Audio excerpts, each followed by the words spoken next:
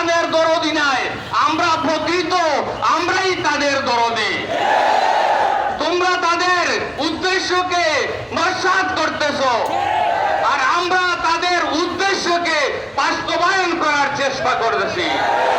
তাদের উদ্দেশ্য ছিল যে আগমন করার উদ্দেশ্য ছিল বেহায়াবি, বেফরদামি, নরসামি, জিনাবাজি, মদ, জুয়া ইত্যাদিকে কুফরি শিরকিকে দেশ থেকে বিতাড়িত করা।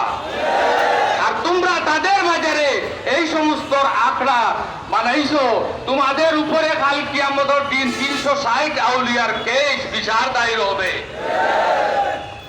ইনশাআল্লাহ আমরা তোমরা যতটুকু করো না কেন, যত পদক্ষেপ নেও তোমরা মোকাবেলা করতে আমরা রাজি আছি। আপনারা সব রাজি আছেন?